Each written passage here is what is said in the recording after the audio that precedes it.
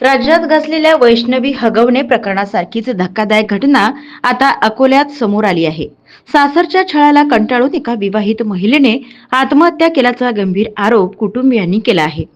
अकोल्याच्या जुने शहर परिसरातील भावना घाटोळे या विवाहित महिलेने आपली जीवनयात्रा संपवल्याची दुर्दैवी घटना घडली आहे.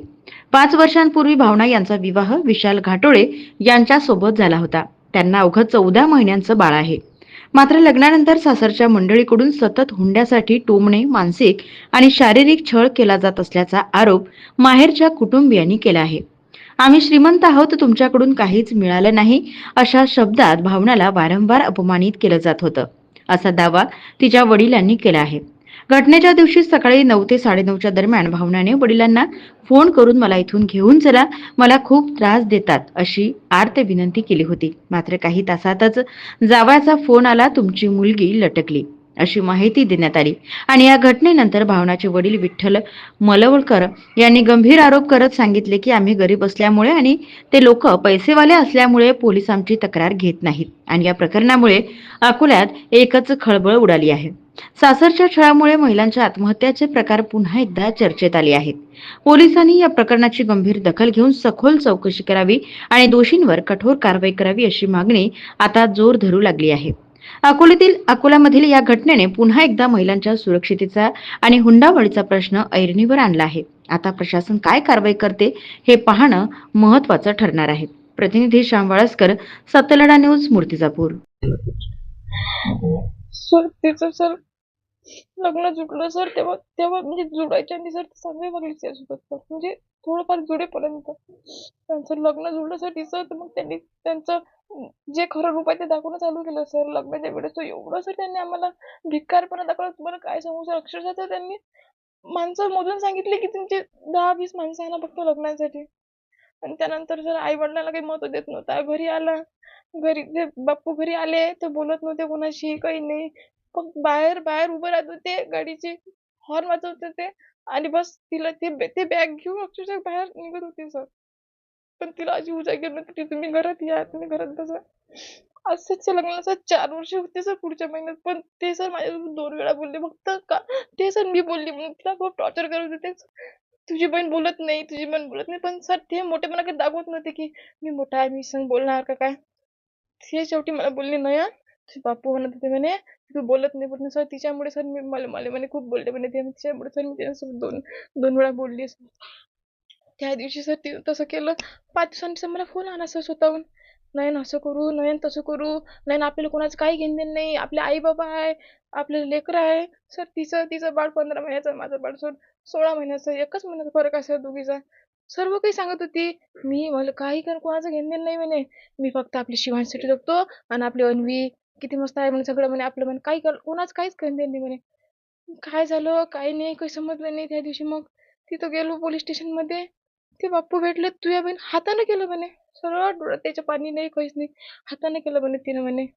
म्हटलं, "हातानं कसं केलं?" तिनं कोणाला विचारच नाही केला म्हणे. कळाचा नाही, काही नाही. कसं केलं तीच तिला माहीत म्हणे. मामा गेले, मामासोबत कोणी धड बोललं नाही. एकटी पडलेली सर. कोणत्या नवऱ्याला वाटते सर आपल्या बायकोला एकटं सोडून द्या? कोणत्या नवऱ्याला वाटते?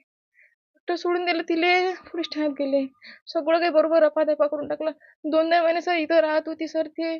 आई-बाबा म्हणत होते, "बाई सोडून दे, सोडून दे." बहीण म्हणून तिने काही तुमच्याकडे शेअर केलं होतं का? हां, काही सर सांगितलं का? फोनवर सर मेसेज करत होती सर मला. मेसेज डिलीट करत होती. "बाई असं काहून करतं? मेसेज कोण डिलीट कोणी पाहिलं तर? कोण काही म्हटलं तर? तुला बोलतील." म्हटलं, "मला कशाला बोलतील?" तिच्या सासरचं सांगत होते थोडंफार.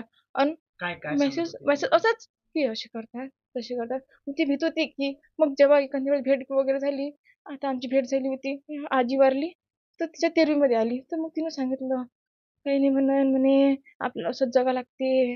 काही नाही."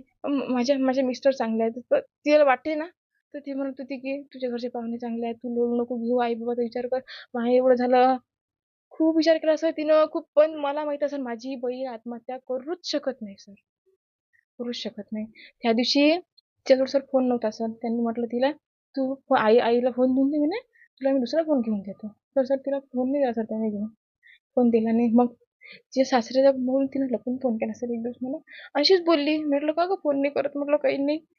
तर काही नाही म्हणे असंच काय हो म्हणे शिवांशच्या इथे एवढी बिझी झाली म्हणे मी कोणासोबत बोलायचंच मन नाही करत म्हणे आता म्हणे. शेवटचा प्रश्न विचारतो. लाडक्या भावाला काय मेसेज द्याल मुख्यमंत्र्यांना? काय मागा? लाडक्या भावाला म्हणा लाडकी बहीण नाही पाहिजे. लाडक्या बहिणी प्रत्येक घरात सेफ असू द्या.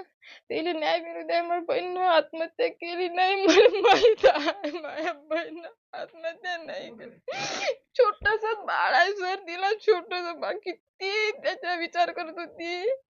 रात्रभर जागी राहत होती सर रात्रभर पण तिनं कधीच असं म्हटलं नाही की आपण असं करणार मला तर कल्पना नव्हती सर तिची 5 दिवसांनी माझ्यासोबत बोलली सर. समोरचं सांगत होती नयन आपण असं करू नयन शेगावला जाऊ. 5 दिवसांनी म्हणत होती नयन माझ्या घरी येतो आपण शेगावला जाऊ. शेगावला जाऊ. काय शेगाव जागीच राहिलो सर सर्व काही जागीच नाही आलं सर. डिलिव्हरी झाली सर तिचा नवऱ्याच्या जवळ नव्हता सर. कोणत्या नवऱ्याला वाटते सर.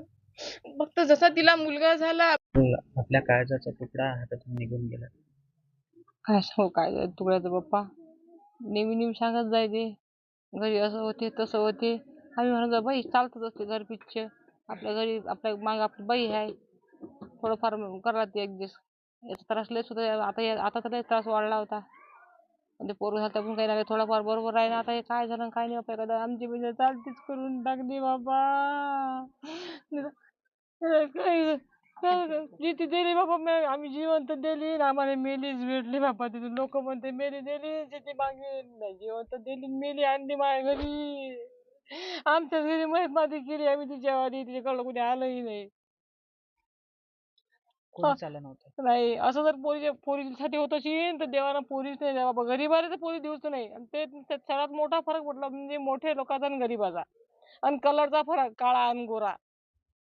हे दोन वाहन आणि गरीब आणि श्रीमंती हे दोन नसायला पाहिजे.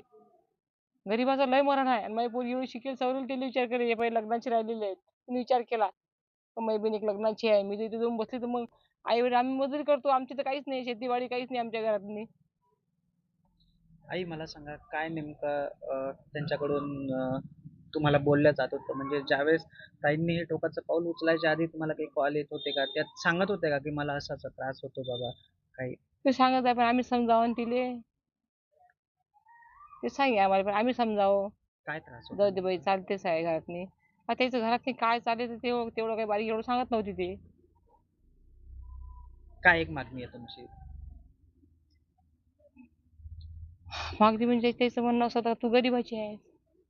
नाही ठीक आहे. आता जे ताईंसोबत घडलं, ताईंनी या जगाचा निरोप घेतला, तर काय प्रशासनाला, पोलिसांना काय एक मागणी आहे? आम्हाला न्याय द्यावा आमच्या लेकराले. काका एक दुःखद घटना झाली की ताई हातातून निघून गेल्या. ताईंनी असं टोकाचं पाऊल घेतलं. काय नेमकं तुम्ही आरोपी केलेला आहे की ही आत्महत्या नाही आहे, ही हत्या आहे?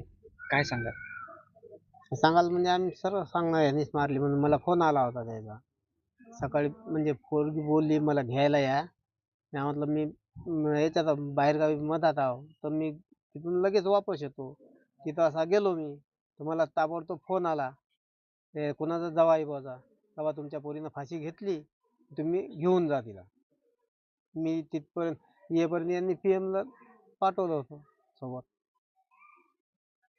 त्याच्या ताईजवळ म्हणजे लिहिलेलं सुसाईड नोट पण सापडली. त्याच्यात लिहिलेलं आहे असं की मी स्वतःच्या मर्जीने माझं जीवन यात्रा संपवत आहे हे ते. तर काय ते नेमकं ठरू शकते? म्हणजे काय त्रास काही होता का ताईला? त्रास खूप होता सर. तिला म्हणजे तिनं मला फोन केला होता का माझ्या घरी हात मग चालली बाबा तुम्ही ताबडतोब या. मी असं तिथं गेल्याबरोबर लगेच त्यांचा फोन आल्यामुळे मी वापस पलटलो मी लगेच. पाणी घेतलं फक्त मी लगेच वापस आलो. तर यांनी PM ला पाठवलं होतं तिथं. काय दादा दादा काय सांगाल? काल ताईंनी एवढं मोठं टोकाचं पाऊल उचललं. काय त्रास होता ताईंना? च्या लग्नाला आता म्हणजे 5वं वर्ष लागलेलं आहे. 6 महिने लग्न झाल्याबरोबर त्यांचं म्हणजे शारीरिक त्रास, मानसिक त्रास हे दोन्ही चालू होता की आणि हे आम्ही गरीब आहे त्याच्यामुळे ते म्हणजे मतभेद करत होते की बा तुम्ही गरीब आहे, हे आहे, ते आहे, तुझ्या इकडून काही भेटलं नाही, तुमच्या मायबापाच्या इकडून हे नाही. हे सततची मागणी होती त्याची. आणि पण ज्यावेळेस ते 6 महिने झाले त्याच्यानंतर ते मारठोक चालू झाली. मानसिक छळ, खूप त्रास देत होते ते. आणि ज्या दिवशी ही घटना घडली त्या दिवशी सकाळी 10 वाजता फोन आला की बा मला हे मारून राहिले तुम्ही लवकर घ्यायला या. तर आम्ही म्हणजे ऑन द वेच होतो जाताना. पण तोपर्यंत 11:30-12 वाजता तिच्या नवऱ्याचाच फोन आला की बा तुमची मुलगी लटकून पडलेली आहे, तिला तुम्ही घेऊन जा. आम्ही तिथं जाईपर्यंत त्यांनी मेन हॉस्पिटलला नेलंही होतं आणि आम्हाला येऊ बी नाही दिलं. तर तोपर्यंत त्यानं ते हेही केलं होतं आणि जे सुसाईड नोट दिलेली आहे हे त्याने स्वतः लिहिलेली आहे. हे पूर्ण खोटी आहे सुसाईड नोट, कारण की ते असं करूच नाही शकत. जे 10 वाजता जे फोन करते की बा मुलगी की मला तुम्ही घ्यायला या, ते अशी म्हणजे मरू नाही शकत की. तिला जर आत्महत्या करायची असती तिनं फोनच नसता केला घरी 10 वाजता. आणि 2 घंट्यात असं काय घडलं की तिला एकदम म्हणजे प्रवृत्त झाली ती आत्महत्या करायला. ती आत्महत्या करूच शकत नव्हती. सगळं काही यांनी केलेलं आहे आणि ती आत्महत्येची जी चिठ्ठी लिहिली आहे हे साफ खोटी आहे. आणि त्याच्यानंतर पोलिसांना आम्ही तक्रार द्यायला गेलो तर ते तक्रारही घेत नव्हते. कारण की ते पैशावाली पार्टी आहे त्याच्यामुळे त्यांचंच ऐकत होते, आमचं काही ऐकतच नव्हते. तर ज्यावेळेस दुसऱ्या दिवशी त्याने तक्रार घेतली त्या दिवशी अजिबात तक्रार घेतलेली नाही आहे. आम्ही SP ऑफिसला इकडे तिकडे हे करून ते यांची तक्रार घेतली. त्याला अजून त्यांना अटकही झालेली नाही आणि काहीच झालेलं नाही आहे. काय एक मागणी आहे तुमची? आमची अशी मागणी आहे की त्यांच्या घरातले जे तिचे सासू-सासरे, तिचा ते जेठानी आणि नवरा यानं चांगली म्हणजे कळकळीत शिक्षा व्हावी अशी आमची एक इच्छा आहे. प्रत्येकावर आज आमच्यावर परिस्थिती आहे, उद्या दुसऱ्यावर असू शकते. म्हणजे पैशावाले काही करू शकतील का? पण प्रशासनाला हेच आहे की बा तुम्ही कोणीही आलं तरी तुमचं काही असो, ते खोटं असो, खरं असो, तुम्ही म्हणजे कंप्लेंट तर घ्यायला पाहिजे ना. कंप्लेंट घ्यायला आम्हाला जवळपास 1 दिवस पूर्ण लागला. दुसऱ्या दिवशी 11-12 वाजता त्यांनी कंप्लेंट घेतली. पोलीस स्टेशनला गेले की तुम्ही कंप्लेंट नाही करू शकत. तुमचा PM रिपोर्ट आल्याशिवाय मग मेल्यावरच कंप्लेंट घेता असं काही आहे का? मेल्यावर जर असेल तर मग मेल्यावरच कंप्लेंट घेत जा ना. जिवंतपणी कोणाची कंप्लेंटच घ्यायची नाही ना. प्रत्येक वेळेस असंच करत आहे.